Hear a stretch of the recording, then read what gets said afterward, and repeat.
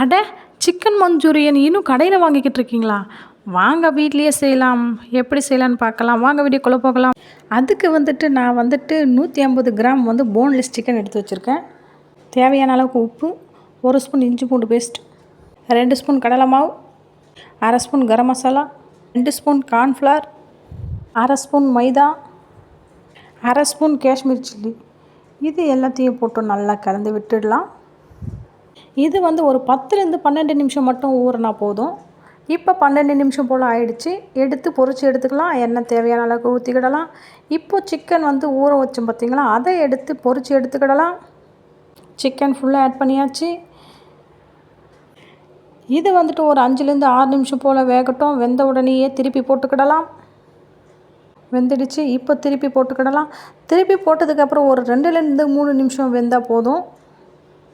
இப்போ chicken ready ஆகிடுச்சு. எடுத்து ஒரு பவுலுக்கு மாற்றிக்கிடலாம். இது போல் செஞ்சு சாப்பிட்டோம் அப்படின்னா டேஸ்ட்டு அட்டகாசம் வேறு லெவலில் இருக்கும். கண்டிப்பாக நீங்கள் ஒரு முறை ட்ரை பண்ணி பாருங்கள். ட்ரை பண்ணி பார்த்துட்டு எப்படி இருக்குன்னு நம்மளுக்கு கமெண்டில் கண்டிப்பாக நீங்கள் சொல்லுங்கள். இப்போ சிக்கன் ரெடி பண்ணி எடுத்து வச்சாச்சு. அது கொஞ்சம் நேரம் ஆறட்டும். இப்போ அந்த பாத்திரத்திலேயே ஒரு ஆனியன் பொடி பொடியாக கட் பண்ணி எடுத்து வச்சுருக்கேன். ஒரு பச்சை மிளகா, கருவேப்பிலை கொஞ்சம், கொத்தமல்லி கொஞ்சம் சேர்த்து நல்லா வதக்கி விட்டுக்கிடலாம். ஒரு கேப்சிகம் ஃபுல்லாக நான் ஆட் பண்ணியிருக்கேன். அதை போட்டு நல்லா வதக்கி விட்டுக்கிடலாம். தேவையான அளவுக்கு உப்பு போட்டுக்கிடலாம். ஆல்ரெடி நம்ம சிக்கன்லேயுமே உப்பு ஆட் பண்ணியிருக்கோம். அதனால் தேவையான அளவுக்கு உப்பு ஆட் பண்ணிக்கிடலாம். 1/2 ஸ்பூன் பெப்பர் பொடி போட்டு நல்லா கலந்து விட்டுக்கிடலாம். 1/2 ஸ்பூன் கரம் மசாலா பொடியும் ஆட் பண்ணிக்கிடலாம். சோயா சாஸ் கொஞ்சம் வேணும்னு ஆட் பண்ணிக்கலாம், வேணும்னா ஸ்கிப் பண்ணிக்கிடலாம். கொஞ்சம் போல் டொமேட்டோ சாஸ் ஆட் பண்ணிக்கிடலாம். இந்த 2 சாஸுமே ஆப்ஷனல் தான், வேணும்னா ஸ்கிப் பண்ணிக்கிடலாம். நல்லா கலந்து விட்டுக்கிடலாம். கார்ன்ஃப்ளவர் மாவு 1 ஸ்பூன் அளவுக்கு எடுத்துகிட்டு நல்லா தண்ணியை ஊற்றி கலக்கிட்டு அதை இதில் ஆட் பண்ணிக்கிடலாம். ஒரு கொதி வந்த உடனே நல்லா கெட்டி பதத்துக்கு வந்துடும்.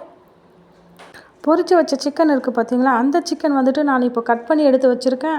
அப்படியே கூட சேர்த்துக்கலாம். கட் பண்ணி போட்டால் கொஞ்சம் மசாலாலாம் நல்லா இறங்கும். அதனால் நான் கட் பண்ணிவிட்டு இதில் ஆட் பண்ணியாச்சு. ஆட் பண்ணி ஒரு 2லேருந்து 3 நிமிஷம் போல் கலந்து விட்டுக்கிடலாம். நல்லா கெட்டியாகிடும். இப்போ ஸ்டவ் ஆஃப் பண்ணிவிட்டு கொத்தமல்லி பொடி பொடியாக மேலாப்பில் கட் பண்ணி போட்டுட்டு இறக்கிட்டோம் அப்படின்னா ஆஹா, சுவையான சிக்கன் மஞ்சூரியன் நம்மளுக்கு ரெடி ஆகிடுச்சு. இந்த வீடியோ உங்களுக்கு பிடிச்சிருக்குன்னு நினைக்கிறேன். பிடிச்சிருந்தா லைக் அண்ட் ஷேர் பண்ணுங்கள், கமெண்ட் பண்ணுங்கள், சப்ஸ்கிரைப் பண்ணுங்கள். தேங்க்யூ ஃபார் வாட்சிங்.